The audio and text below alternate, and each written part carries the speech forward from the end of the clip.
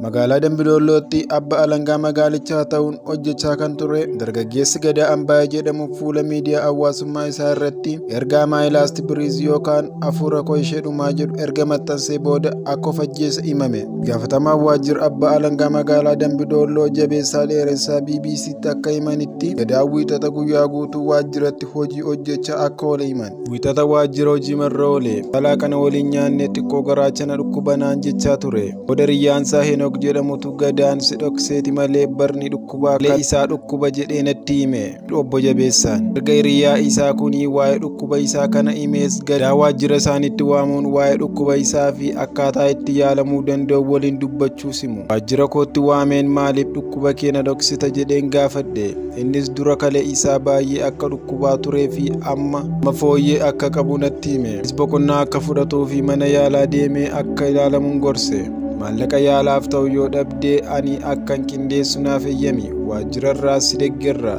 Karaa abbootii alangaas deeggarsi akka walitti qabamee yaalamtu haala nan mijeessan jedheen.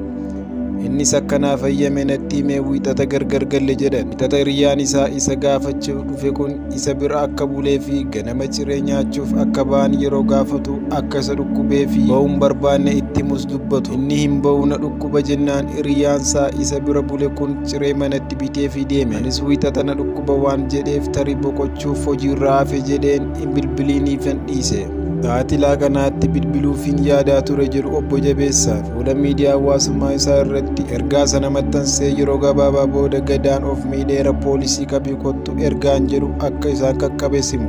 Qorattoota poolisii waliin yeroo mana jireenyaa dargaggeessa kana ga'anittis mooraa keessatti finyoodhaan of fannisee argine jedhan. Reeffi dargaggoo Abbaa Alangaa kanaas hospitaala Dambidollootti erga qoratameen booda bakka dhaloota isaa godina Wallagga Lixaa Aayiraatti geeffamuu himani.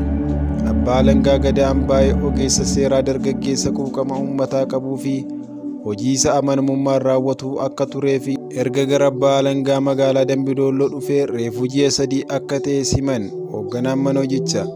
Sana duras ogummaa seeraa barateen aanaalee akka Anfilloo fi Sayyootti abbaa seerummaan tajaajilaa akka turee fi sababuma rakkoo fayyaa isa mudateen jijjiirraan gara Dambidolloo dhufuu himan. Hojii Abbaa Alangaa waliigalaa Oromiyaas du'aan boqochuu Abbaa Alangaa kanaattiin itti dhaga'ame ibseera.